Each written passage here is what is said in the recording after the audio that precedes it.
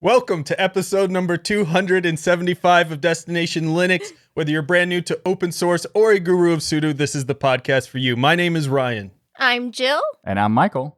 On this week's episode of Destination Linux, we've got a community favorite. One of the most requested segments we get is Jill's treasure hunt. And guess what you get today? Jill's treasure hunt. Jill is going to go into her computer museum and show us a piece of amazing hardware that she has hidden away. Then we're going to discuss, is it time to let go of DuckDuckGo? I actually came up with that rhyme. I want everybody to know, usually those clever rhymes are from Michael, but this one was like all on my own. I feel like that's an amazing piece of work there. I like it. I approve. Awesome, Ryan. Thank you. Thank you. Plus, we have our tips, tricks, and software picks. All of this coming up right now on Destination Linux.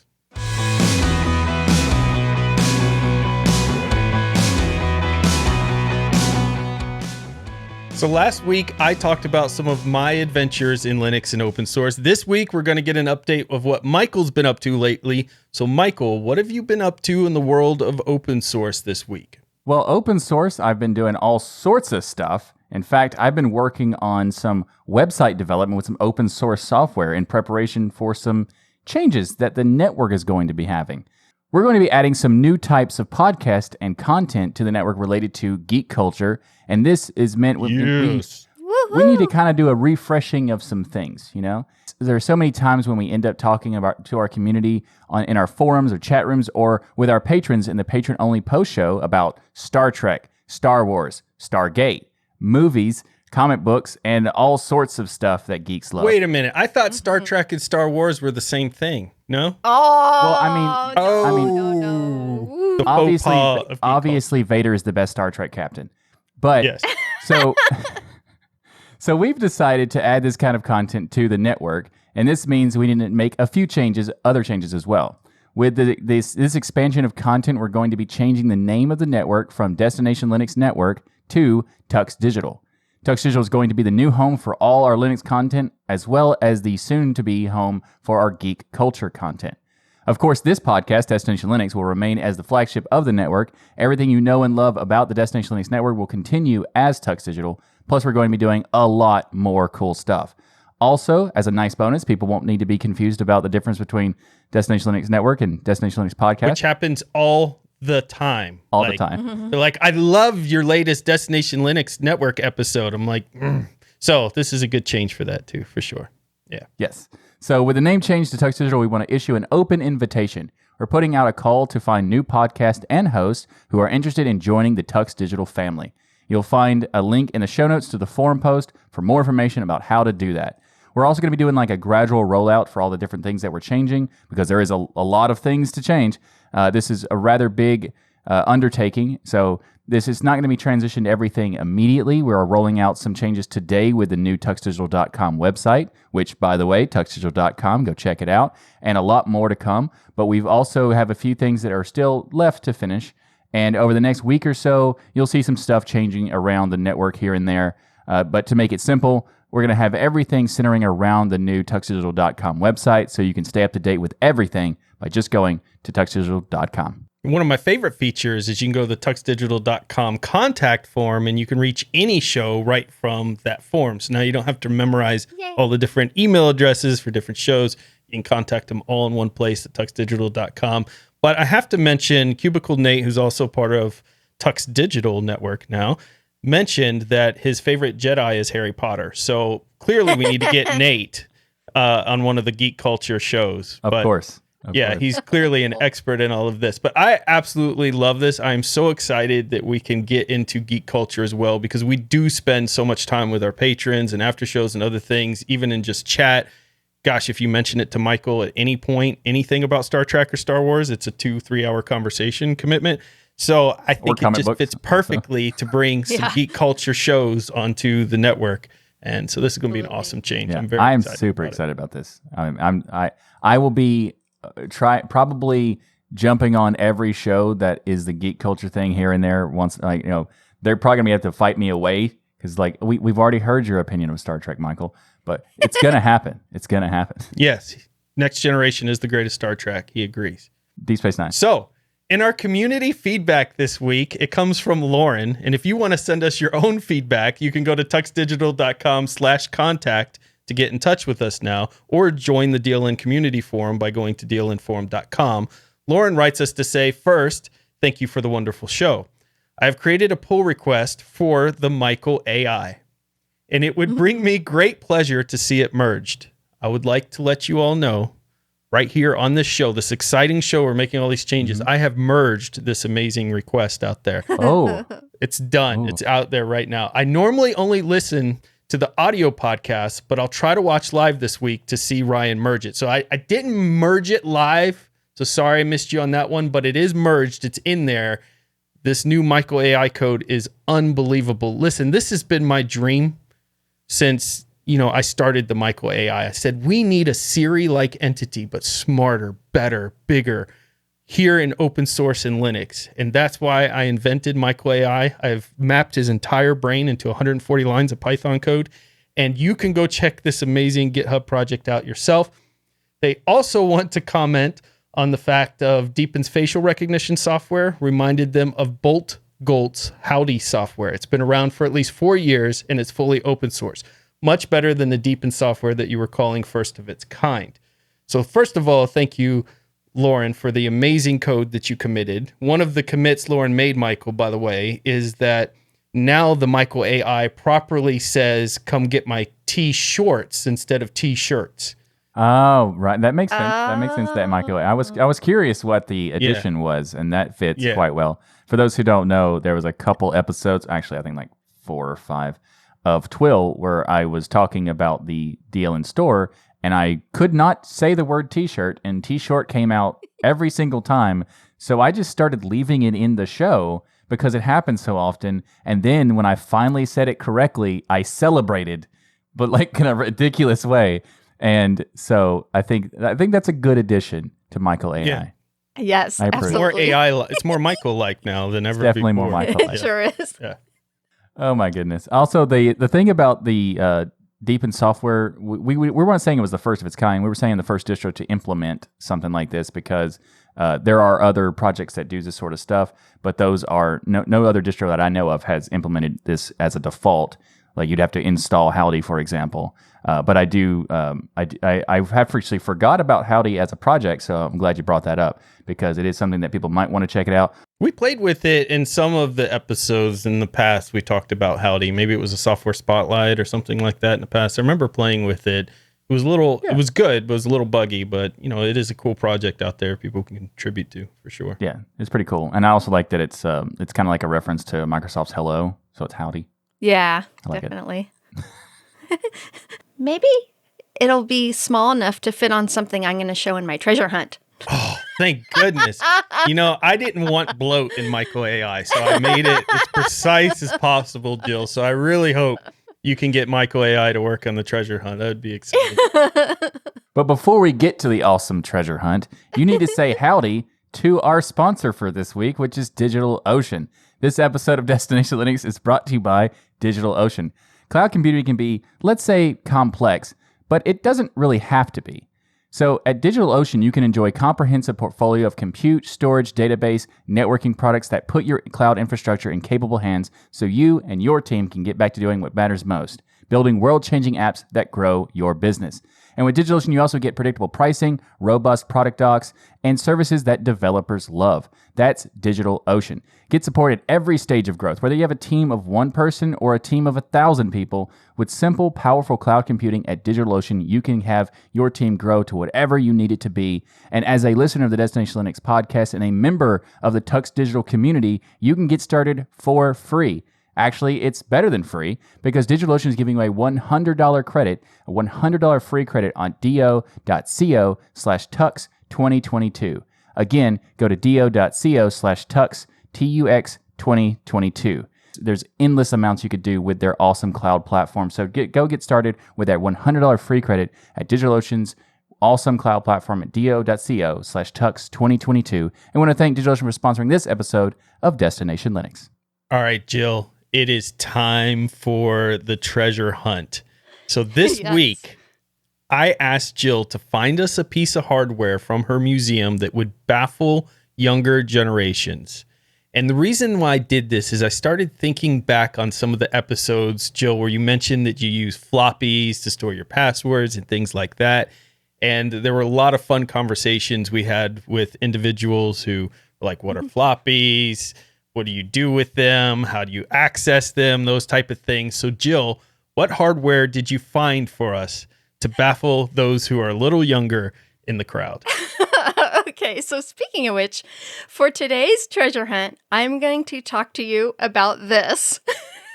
And I knew this would make Ryan and Michael laugh. The floppy. Oh my goodness. That floppy. was why I wanted to make sure that the merge request would for Michael AI would fit on one of these. Does it? Does it actually work? It probably would fit, yes. Yeah. I'm Probably. sure Almost it will. I mean, it is 140 lines of code. I think the so you entire know. Michael AI project will fit on that. So this little storage medium is actually what you see as the save icon on almost every application you use today. Mhm. That's actually It what I've is heard known- people call it and say, oh, you have a 3D printed save icon. Exactly, Michael. And yes, it is known as a floppy disk. Here are several in my collection. I have hundreds, honestly, more like 1,000. So these are some of my student back in the early 90s. Oh, wow. That's Nice. cool. And then here's one of my favorite Linux distros on a floppy, Xwolf, X Windows on a floppy.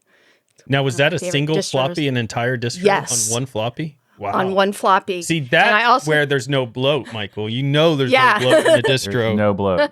I didn't Yeah, even know that none. that distro ever existed. So that's cool. Yeah, this is the smallest distro with an X window manager. Wow. So That's and very shocking. I also got I have Nuke Linux here. I've got Tom's Root and Boot. A lot of people will recognize those names that have been around in Linux for Yep. a That one long I totally time. got. Yep. Blue Flops Linux is another one. Don't know that one. But first, I want to go into a little bit of history of the floppy disk, because this is very important as why it became the iconic save icon. The first commercial floppy disk developed in the late 1960s, yes, the 1960s, were 8-inch in diameter, like this one here. Nice. That's bigger than your head, Jill. Yes, it is. And it is, truly floppy. That's It is where they indeed. got the name floppy disk. So for those who are just listening, Jill is holding up this black square artifact from ancient Egypt, it looks like, Artifact. potentially, with hieroglyphics in it and a hole in the middle, and putting it into an envelope sleeve. Very That you cool. would normally have with artifacts. Yes. Yes, yes. Yes. Yes. And I still have quite a few of these because the first disk I used were the 8-inch floppy disks in the 70s. That's awesome. See, I've never seen the 8-inch. That's what's interesting. I've seen the 5, and I've seen, of course, the Cool. 3 1/4, but I've never seen the 8-inch. Yeah, I got quite a few of them here. And how much storage could go onto one of those 8 inches? The 8-inch ones actually were higher than you might think. They were 360 kilobytes, Wow. which is actually pretty good. The first commercial floppy disks developed in the late 1960s were 8 inches in diameter. They became commercially available in 1971 as a component of IBM products, and then were sold separately starting in 1972 by Memorex and others.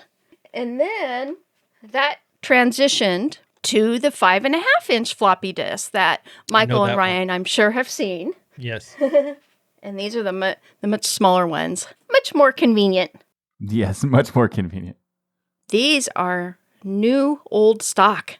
These are brand new discs. So they're still making them? Actually, no, I'm sorry. Okay. Yeah, these are new old stock. All right. These are ones that I never got through, that I've had for years and years. I was wondering, I wonder if they're still manufacturing these anywhere out there. Like, if there's some company like, all right, we finally got an order for 3. Let's get No. them done, folks. In fact, even the smaller 3.5 floppies not being produced anymore, so they're getting very, very expensive on eBay and Amazon and the like $100 for a pack. Oh, wow. Man. Yeah. I had computer CRT monitor boxes full of those. If only I had known to keep them, I would have been rich to this day. Yeah, so it's just there's so much amazing history. The 5.25-inch floppy disk in 1976 was invented by Shugart and Associates, and by 1978 there were more than 10 manufacturers producing them. And 5.25-inch format in DOS-based PCs was 360 kilobytes starting for the double-sided, double-density format using MFM encoding. Yes, we've been using MFM encoding for a very long time.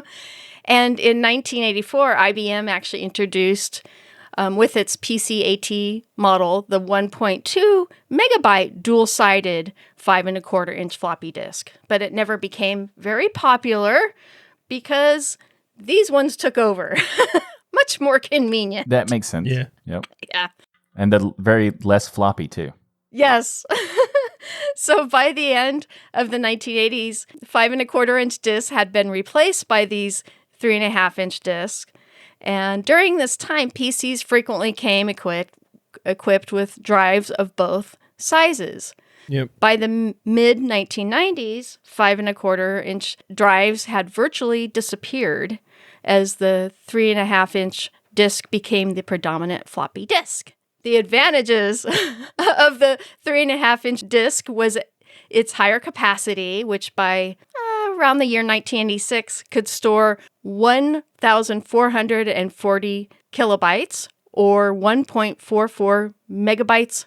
Because the 3.5-inch disc had a smaller physical size and a rigid case. It provided better protection from dirt and other environmental issues. And in fact, if someone touched the 5.25-inch disc in this area, it could kill it. Make it so it's unreadable or destroy Yeah. it. Now, when the 3.5-inch disc came in, what was the first one that I remember that just having to have? Number one was Wing Commander, which I think was like 25 discs. The one I remember blowing away my dad, and he was like just so excited because, he was in computers and writing software and everything. Wasn't ever a big gamer, but the one time that he just like stopped and called the whole family over was a shareware 3.5-inch disc that had Wolfenstein on it. And that was the first time I remember my dad getting into any kind of gaming at all, because anytime he saw any of the console games, he was like, that's not true VGA graphics. That's not true. Like, nothing was good to him that wasn't on a PC, which I get it because PC's amazing. But Wolfenstein was the one where he stopped and we had our dad just playing the game all night long. And it was the shareware version of Wolfenstein that came out that really, so awesome. To me, that was like the moment when I think about those discs, is that moment's kind of in my head of seeing that shareware Wolfenstein version going around. It was a pretty cool moment in history. When I think about the floppy disks, I remember, this is silly, I know, but I don't know how many people did this, but as a kid, I would play with the mechanism that, when you pull it back and let it slide back and forth like it's spring loaded all the time. Yes. All the time. It was a fidget spinner before fidget spinners. Yeah. It really was. Yeah. It's a good point. I used to do that too. I'd be sitting there working on a computer problem, flipping the disc. Yep, all the time. Yep. Absolutely. And another advantage, of course, of the smaller disc was that these floppy disks were easy to damage and bend, which I don't want to bend this one because it's still usable. Yeah. So I'm going to show you now actually a typical computer that had a floppy disk drive in it that you could use floppy disks with. All right, so Jill's showing us, of course, right away a beige case. So immediately that beige color takes me back instantaneously. And that big giant power button. And please tell me there's a turbo button on that case somewhere, Jill. Because is there a turbo? Yes, there is. Yes, right the here. turbo. Yes. I love it. So here is the floppy disk drive. And see, there's even a tape backup on here as well, and one of the first generation CD-ROMs. This actually case originally had a 5 1/4-inch floppy disk in it, which, I later replaced with this 3.5-inch floppy. You upgraded And it to the future. Yeah, it's upgraded. It's actually a really nice computer. It's a 486DX 266 megahertz with 16 megabytes of RAM. I have one of those processors sitting in my case right there, the 486 66 cool. megahertz. Yeah. Awesome. If you don't want to see an ugly beige one, make sure to watch my previous treasure hunt here on Destination Linux episode number 266 for one of my pretty and colorful old machines named Cosmic Infinity. And that one has a custom blue 3.5 floppy disk drive in it. Yeah. That was awesome treasure hunt. We'll have that in the show notes for those who want to check it out. Yay! I wanted to say I love the sounds of the floppy disk drive when reading a disk. Now that's ASMR. That's true ASMR there. I could go to sleep to the sound of floppy drives going. Yeah. I also had a game where I kind of played. I didn't really tell people I was doing it because I'd probably get yelled at by my parents if I did it. But I would try to, when you put in the floppy drive, it pops out the little eject button, right? So I would try to push the eject button as hard as I can so it shoot out the floppy disk. And I'm pretty sure I've got it a couple times to be just to actually shoot out of the computer. I enjoyed it. Did you do anything computer-wise on your computer? It seems like you just thought a computer was a giant toy, like it was like Hot Wheels or something. So in terms of software, yes, I did use the computer quite a lot. In terms of hardware, it was a toy. I admit it. It was a toy. Were you the one that took your CD-ROM tray and put a drink on it? No, no. I would never do that because that would possibly damage the computer. I knew not to do that stuff. All right, good. Just checking. And leading to going back to the sound of the floppy disk, I love, it's almost a satisfying and comforting sound because for 20 years, that's what I was hearing. Actually, more than 20 years because we had the older floppy disks from the 70s. So actually, more like over 40 years for me. Oh boy. I mean, from that and to me, even server rooms like at work. Yeah. When I got in good with IT, I would go and hang out and do my work in the server room because the air conditioner's on full blast. It's super chilly. And all the sounds of the servers humming was just an amazing backdrop to working for me. I just absolutely. loved it. That's cool. I love, the floppy disk makes a zzz, zzz, zzz, That's a really good impression, Jill. I'm impressed. You could do voices and sound professionally, even. Perfect. So more history of the floppy disk and its evolution is, before hard disks became affordable to the general population, floppy disks were often used to store a computer's operating system. So, most home computers from the time have an elementary OS and BASIC stored in read-only memory with the option of loading a more advanced OS from a floppy disk.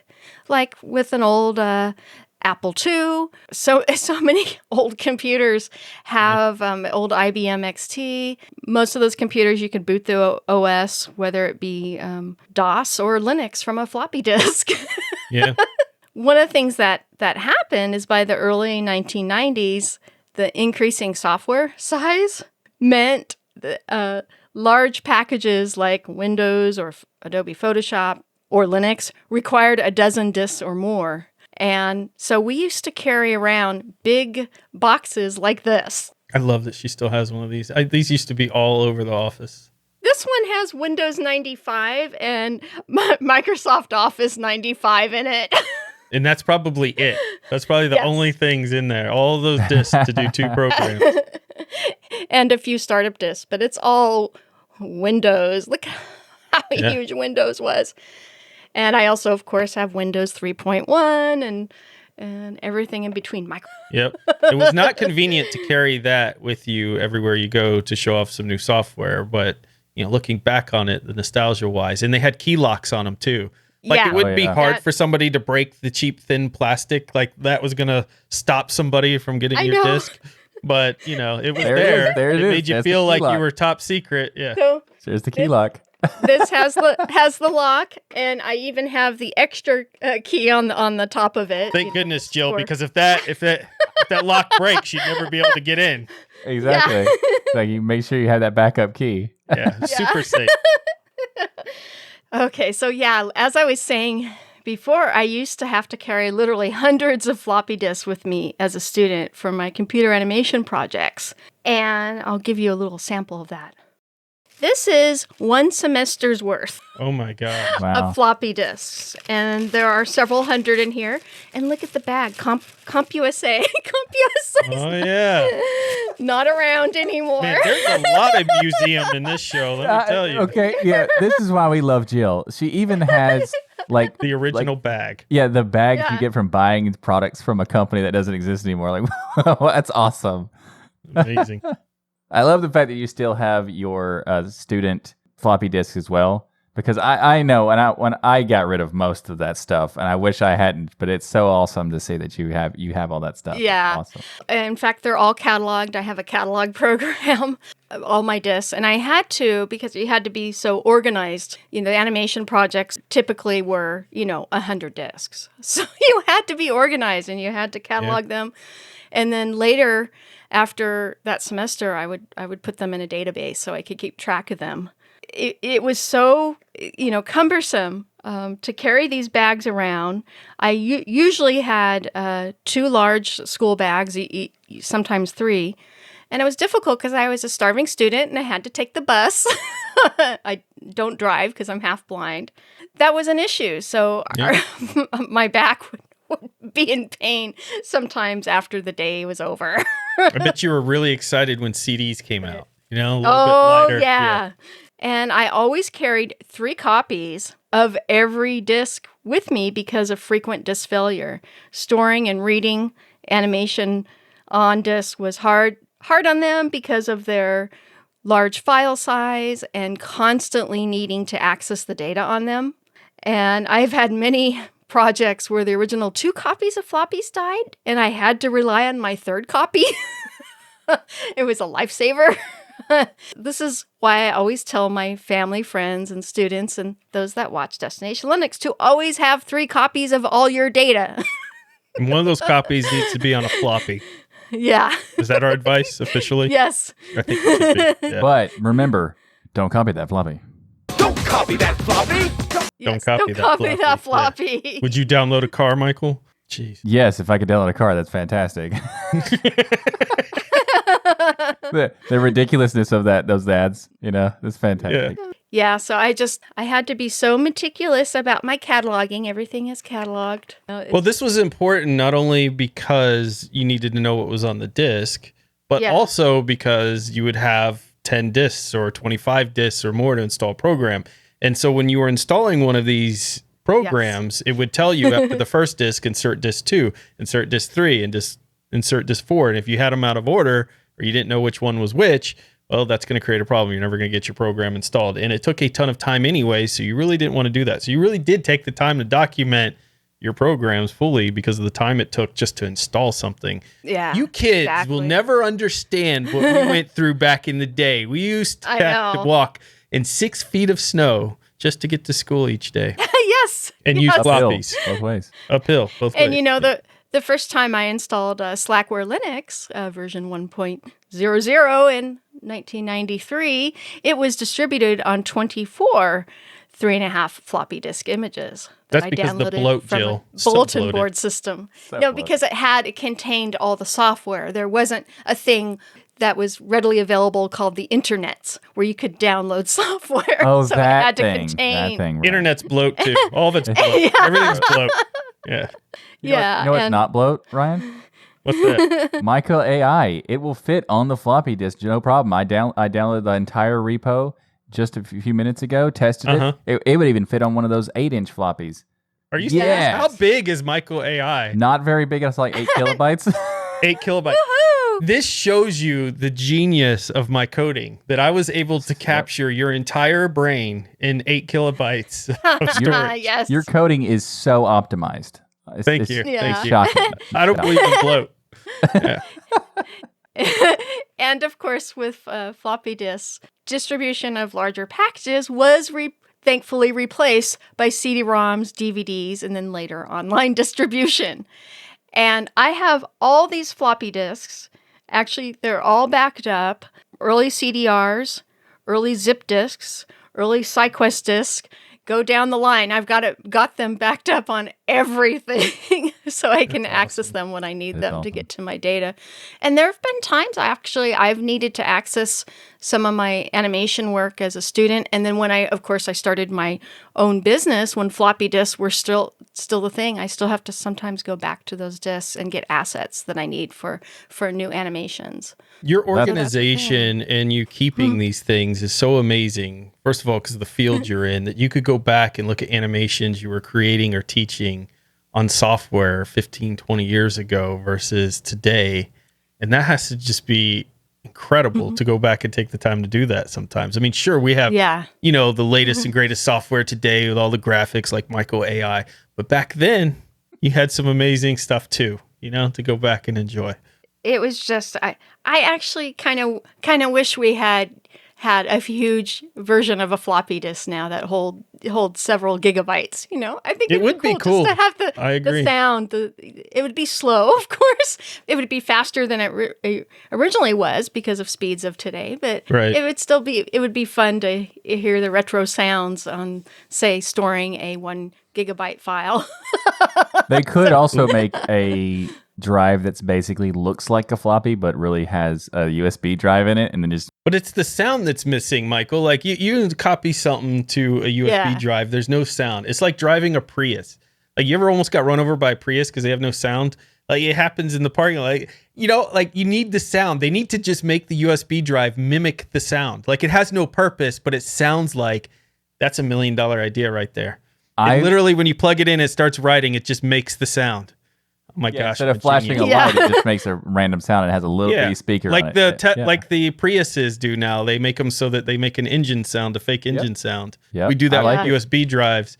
There we go. You totally could, because they also make these USB drives that are like really weird and awkward shapes and whatnot. There's plenty of space to put a little speaker in there, and you get power from the computer anyway. People, we're giving you $1 million idea. Or at least a $10 idea. Yeah. At least a $10.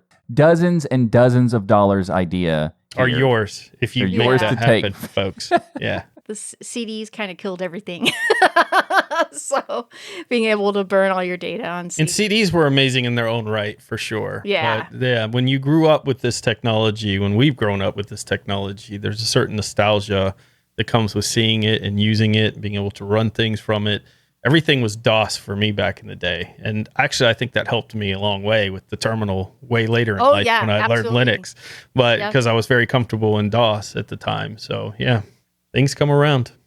Oh, yeah, I have DOS 6.22 here, too. Nice. Of course you do, Jill. Which, if you go to some of the old school people like my dad will say was the greatest operating system. To this day, he'll still be like, if we could only go back to DOS where it was a real operating system and not this Windows stuff, like, that's my dad, 100% all the time. Like, DOS was it. DOS was his kind of stepping stone for trying to make Unix easier. Mm-hmm. So that's why there's a lot of the similar protocols and commands. Yeah. In the and I remember when we sold computers, my dad created a DOS-based operating system that would come up with a menu.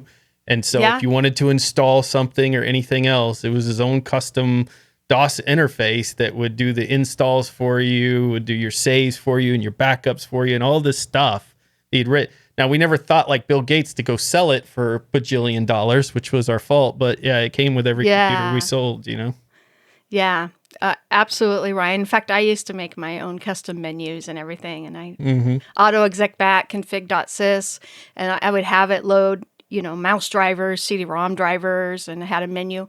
I even had a Cosmic Infinity. That computer, I had several versions of Linux as a DOS loopback operating system. So you'd boot DOS and then run Linux in DOS. But you were and still are the most wanted DOS hacker of all time. You're the most wanted DOS hacker in the world. Yeah. And so they're gonna, there's wanted posters still from the 1990s out there looking. You see Jill. Mitnick and then it Jill. would be. Yeah. Yep. So we know Yeah. about some of your programs you wrote, Jill. We're very well aware of them. And my elite BBSs. In fact, that's where I got most of my first Linux distros before the web was invented. I got that from elite BBSs and a lot of the first software I used. And then, of course, you could buy the software on discs in the stores. So that was cool too. Well, Jill, this has been absolutely amazing run through the history of this awesome storage stuff. I hate that it's not with us, especially the sounds of it, but somebody could take our $1 billion idea and run with it. Anything else you want to talk about before we move on? Okay. So as a nice outro, like I was saying, for more than 2 decades, the floppy disk was the primary external writable storage device used. And most computing environments actually before the 1990s were non-networked.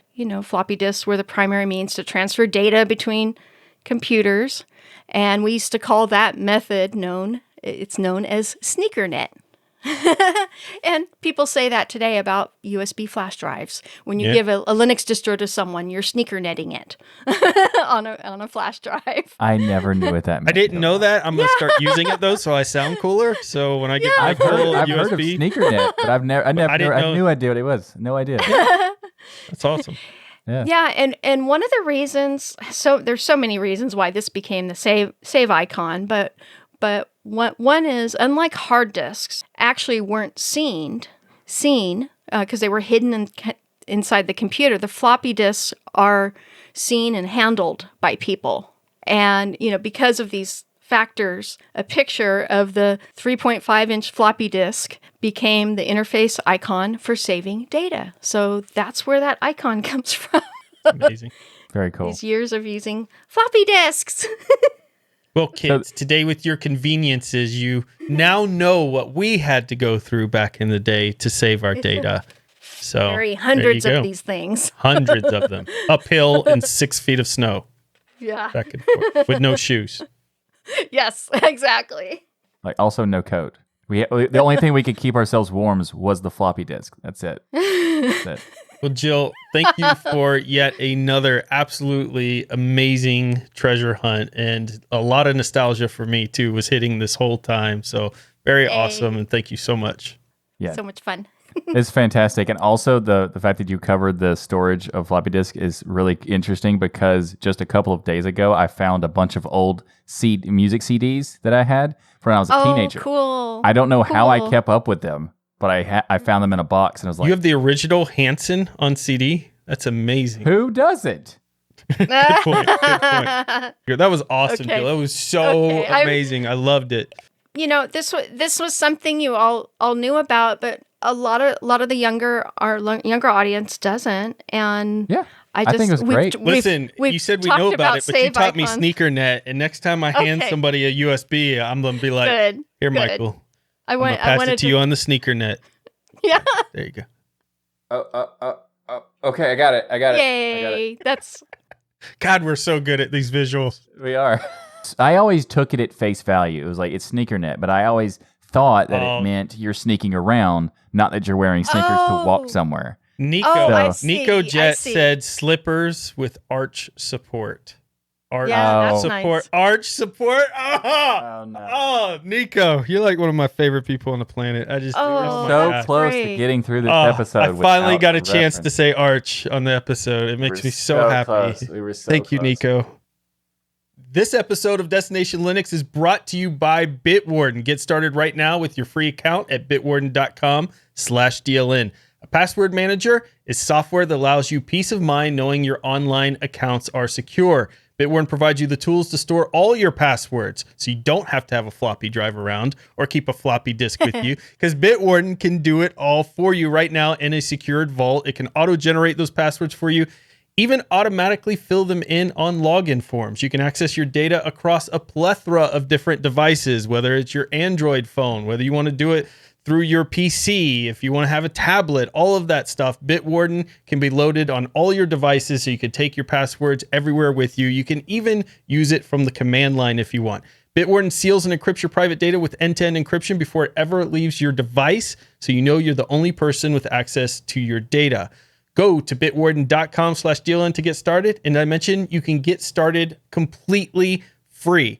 But for just $10 a year, you can get their premium services. 1 gigabyte of encrypted file storage, 2-step login with YubiKey, U2F Duo, Vault Health Reports, Bitwarden Authenticator, priority customer support. All this inflation happening everywhere else. Everything's more expensive. Not Bitwarden. Still $10 for the entire year there. Now they also added a feature where you can switch between accounts. So if you have a business account and a personal account, you can now switch between those right there in the app. Bitwarden is amazing. Head right now to bitwarden.com/DLN and get started. And we want to thank Bitwarden for sponsoring this episode of Destination Linux. So in the news this week, there's something really interesting that's happened. It's controversial. We called this episode, when I was writing it, the bitter, sweet, and salty episode, just because of this article here that we're going to talk about. Well, and the that's sweetness DuckDuckGo. was the treasure hunt. Yes, for sure. yes. This is where it could get salty or bitter. We're not sure. Is it time to let go of DuckDuckGo? I've talked about my absolute love for this search engine in the past. I've done videos on it.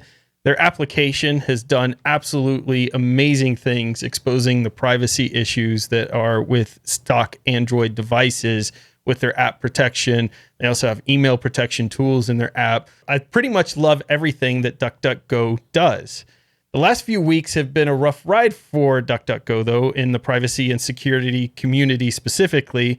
And this all started from a tweet from their CEO, Gabrielle Weinberg, wanting to show support for Ukraine by stating in part that at DuckDuckGo, we've been rolling out search updates that downrank sites associated with Russian disinformation. This created a lot of controversy. A lot of people were mad about DuckDuckGo about this. However, there was another controversy hitting DuckDuckGo, as there were claims that DuckDuckGo was removing results related to piracy sites such as YouTube DL and the Pirate Bay. Now, it's important to note with that last one that DuckDuckGo completely denied their filtering any pirating sites or tools from the results. The CEO said this in response to the controversy, hoping to clear up some misconceptions about your private search engine. First, there's a completely made-up headline going around this weekend. We are not purging any media outlets from results. Anyone can verify this by searching for an outlet and see it coming up in the results. Similarly, we are not purging YouTube DL or Pirate Bay, and they both have actually been continuously available in our results if you search for them by name, which most people do. Our site, Operator, which hardly anyone uses, is having issues, and we are looking into it. So it's important to note, I think, because I've seen a lot of different discussions going around about DuckDuckGo and how it works, is that DuckDuckGo uses various APIs, according to Wikipedia, of other websites to show the results and queries. And to do this, they have search partners like Bing in there. Mainly Bing is one of the big ones that they use. And they also have their own crawler. So that's how they get some of their results in there and remove some of the, or make sure that your searches are more private, is they're removing you from that step of being captured in that search process. So with that, I wanted to get into the discussion. Do you think DuckDuckGo overstepped here? And is there a reason to stop using them as a search provider? Michael, Jill, your opinion on this issue? Let's start with Jill. I'm going to give DuckDuckGo a pass on this one, especially regarding the war and the current climate. You know, like you were saying, the other search engines are also not have those searches that are misinformation coming up. That's a thing. And as far as YouTube DL goes and the Pirate Bay, honestly, about 3 weeks ago, I did a YouTube DL search on DuckDuckGo, and I found it on the first page. So, Yeah. yeah. So. I think that this is kind of people blowing stuff out of proportions. Like that typically happens quite a bit in terms of this kind of realm of discussion. And I think that this is basically just talking about curation and moderation, which is the entire point of a search engine. Yeah. So, and maybe they were saying like there might be a bug that created a thing, people not being able to find certain stuff. But if you specified that you wanted to search exactly for something, you would find that thing. So that means that it's not being purged, because purged means removing completely. And if it's accessible at all, then it's not removing it completely. There's two interesting things here. Number one is we have to keep in mind that a lot of these governments, even outside of this specific situation, have been known and caught, and it's all over the news, for having thousands of farms of bots of people to basically take things and search engine optimize false stories and false information and create lots of propaganda and things like that. So a search engine, as you mentioned, Michael, is curated by its very definition. There is no such thing as a search engine that's not curated, whether you're using Bing, Google, DuckDuckGo, any of them. They're all curated to try to find the most relevant site out there, period. And so a lot of people want to DuckDuckGo, not for its search engine not being curated, because they all are, but because of the privacy features that it presents in there. Their idea of downranking some of the stuff that's being purposefully manipulated, to me, is what I would expect a search engine to do to create a properly curated search engine. Because if I find a way to scam it and I can make every search just show dasgeek.com, then I would expect DuckDuckGo is going to go, that's not really relevant. That's not real information. That has nothing to do with cameras, Ryan.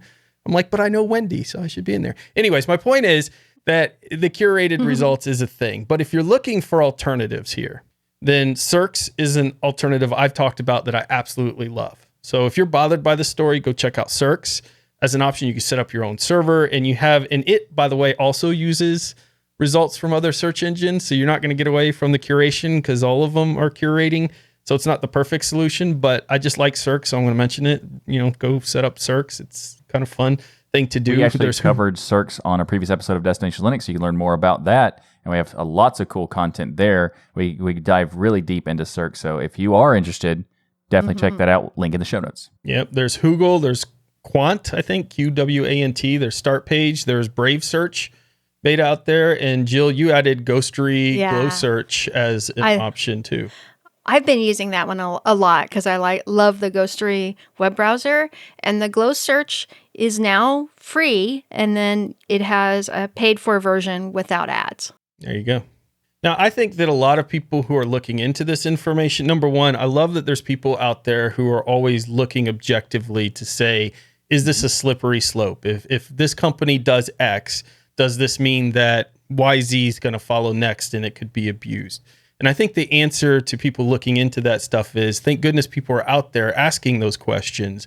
But we also have to think to ourselves, right, of what are the bigger implications, and does one move like this definitely mean it's a slippery slope, or is this a company trying to protect things from manipulation out there happening? And in this case, for me, I'm going to keep using DuckDuckGo. Like I said, the stuff that they do, for instance, the protection on my phone itself is so important to me, with thousands of trackers trying to find out where I'm at a day based on, apps and financial apps and things like that, that I couldn't imagine not using them. Now, if they continue to do stuff like that, then maybe it's a different discussion. But at this point, there are alternatives out there if it bothers you enough. But I think DuckDuckGo is just trying to create the best environment they can with their search results. And their web browser for mobile is incredible. I've been loving it. It's really good.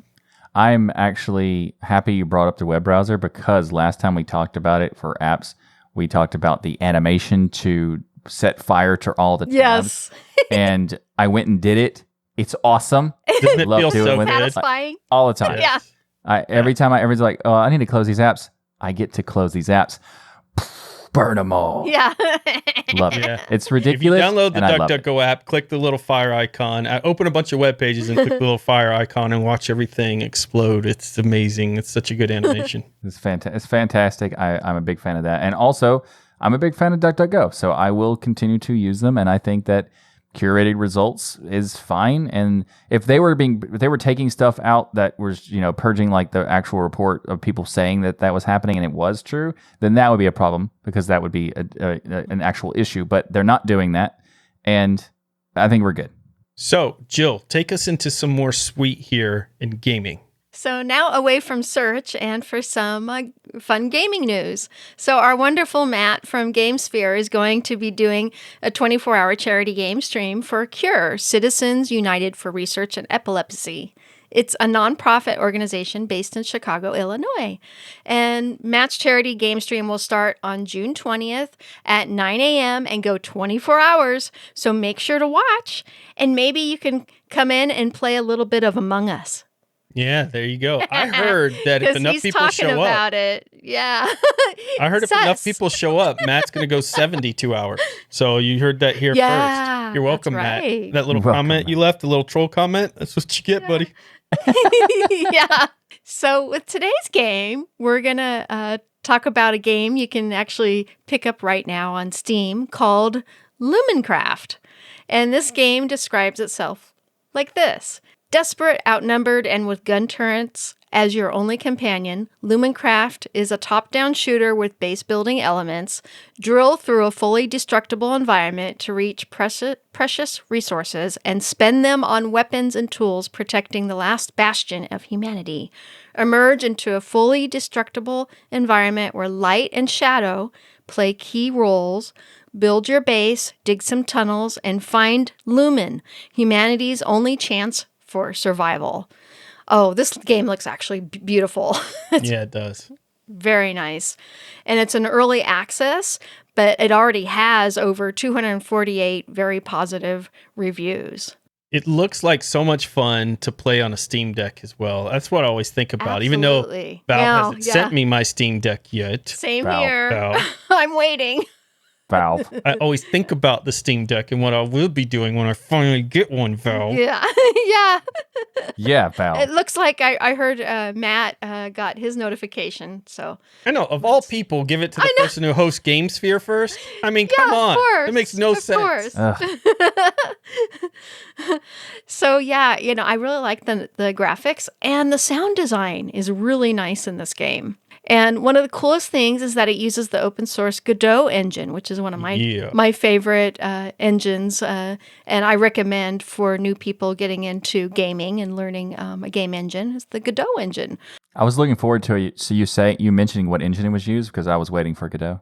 Nice. Yeah. Nice dad joke, Michael. And what's really cool is it also has a remote play together option. And it has a local co-op and split view as well. And you can actually buy Lumencraft for $11.99 on Steam. That's awesome. I'll buy it, Valve, once I get my Steam Yeah. Deck. Until It's a then, good price. I'll probably still buy it. But the point is, I want my Steam Deck. Yeah, Valve. Well, in our software spotlight this week, listen, we know what makes up the internet. Michael, what is the most important thing on the internet today? What? Oh, 100%. Cat videos. Cat videos. Thank you very much. Cat videos are the most important thing on the internet. Without cat videos, what would we really have? We'd just go back to floppy disk probably. So this week, I'm bringing you Kitty Terminal. What makes Kitty Terminal special besides a really cute name? Well, Kitty is a terminal emulator that uses OpenGL for rendering. It supports terminal features like graphics, Unicode, TrueColor, OpenType, ligatures, mouse protocol, focus tracking, bracketed paste, and more. It offloads the rendering to your GPU for lower system load, uses threaded rendering for absolutely minimal latency, and the performance trade-offs can be completely tuned within it itself. Now, this is a terminal that you can't handle all of the settings and things through a nice little hamburger menu. Instead, everything's done through little keyboard shortcuts like Control-Shift-Enter, for instance, allows you to create a new window within the terminal. There are also multiple layouts you can switch between using things like Control-Shift-L. So if you're one of those keyboard macro-y types like Michael does with his little blank keyboard over there that nobody understands, this is the perfect terminal for you. It has also a powerful framework for scripting, and you can create small terminal programs, get this, called kittens. Is that not the most adorable thing in the world? Fantastic. So There you go. When you run Jill, these, your impressions are amazing. First the floppy disk, now the cat. It's like a cat was right there in my ear. It was perfect. so when you run these kittens through Kitty Terminal, is that means you're running these on the command feline? Oh, come on. Come on, Michael. You're banned. Yeah. Go sit in timeout on your stool. That was really good. I've actually been enjoying using Kitty the last few days, and honestly, I've been using it on and off for several years. Actually, it came out in 2017, 1917. Oh, sorry, 2017. Floppy disk. Yeah, it's not as old as a floppy disk. And I love how quick and nimble it is because it uses the OpenGL to speed things up. What's really cool is if you run commands, a lot of different Linux commands, but especially like inksy, and you do an inksy tac capital F, the stats come up really quickly. Usually in like Xterm or your GNOME terminal, it kind of reads it very slowly. But in Kitty, it's just boom, it's up. All your system stats are there. Yeah. And also, it's a really quick way to fix a kernel panic. You just like knock it off the table. And it's problem solved. Michael. Well, listen, I told you we were going to have a lot of sweet in the episode too, and I think Kitty Terminal definitely qualifies as some sweet. It's a really cool program. It also, will take a learning curve. Sweet. You are not going to be able to probably just install this and be able to do all the cool features without looking at the manual and kind of understanding the shortcuts. But once you get those down, it's a pretty awesome thing to check out. So check out Kitty Terminal. And it has a cute little kitty icon too. So, I mean, for that reason alone, install it's always nice. So our tip of the week this week is also going to be sweet, and that is stat. You can open your terminal and run stat and then the name of the file, and this command will output the stats of any file from the terminal, including the info like the size of the file, the blocks, the permissions, access that are applied to the file, any modifications that have been done and when they've been done, the birth date of the file, also when date were changes, so like the modification date, as I was saying, there's tons of stuff, and that's just a sample of what you can get. There's tons of great information you can get from using stat. You can also do something similar that we did in a previous episode where we did a tip of the week where you could use stat to find out when your system was first installed, and there's so many other ways you can do it. And it's a simple command to remember. And, it's super powerful, very simple. It's kind of like KDE. Simple by default, powerful when needed. Nice. Well, I'm going to talk about the Linux conferences coming up, Stat. Yes. I had a dad joke in there, Michael. How'd I do? Yes. Pretty good. I love it. We're going to keep that going, keep that flow going. Yeah. So there's the Linux App Summit, which is virtual April 29th through the 30th. The Red Hat Summit, virtual May 10th through the 11th. OpenSUSE Conference 2022, June 2nd through the 4th in person. Open Source Summit North America, in person or virtual, Austin, Texas, June 21st through the 24th. And Scale, July 28th through the 31st, where you will guaranteed see Jill. Woohoo! You will guaranteed see Michael. And you will maybe guaranteed even see me there. So if you want to hang out with the crew, mostly probably Jill, then you want to go to Scale. I love how you're like, maybe guaranteed might see me. Yeah. I'm right there, I'm right there. Jill hasn't bribed me enough with food. Oh, yeah. I need. It is the Linux Hug Fest. I love it. Yes. Well, also, it's where family Ryan, is. if you go, then there's also Disneyland. So yes. That's absolutely. True. Yeah. And Jill will make sure that you go to said Disneyland. Very nice. Well, that's it. Our show. A big thank you to each and every one of you for supporting us by watching or listening to Destination Linux. However you do it, we love your faces. We're here every Sunday at 1 p.m. Eastern, live at dlnlive.com. The best part, everyone is invited to watch the recording of Destination Linux each and every week. We can't wait to see you in the chat. And if you miss the recording, you can become a patron and get the unedited version of the show that is posted the same day as we do the show. And also you get to join us in the 60,000 square foot virtual stadium and be a part of the patron-only post show that happens every week after the show. So go to tuxdigital.com/contribute to sign up. You get links to Destination Linux Patreon or the sponsors, depending on which one you want to use. And you can become a patron and join us and get all sorts of other perks. And also you can go to dealandstore.com right now to pick up some swag. We have t-shirts, hoodies, mugs, yes, even stickers, and so much more. So go check it out. Go to dealandstore.com. You can get Hardware Addicts merch. You can get 33% more Jill merch. You can get Linux 91 merch. So much great stuff. dealandstore.com.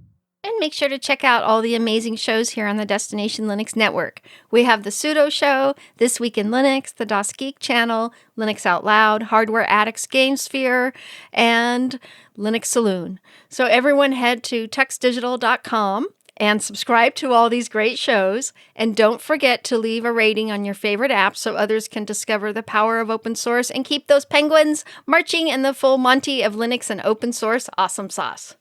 Remember that right now on the forums, you can go if you've been interested in joining the network, starting a podcast. We're launching a whole geek culture segment of our podcast and videos there. You'll get all the details and information on how you can submit a show right there in the forum. So if you've ever wanted to join the network, if you've ever had big dreams of podcasting, you can be part of Tux Digital. So everybody have a great week. And remember that the journey itself is just as important as the destination.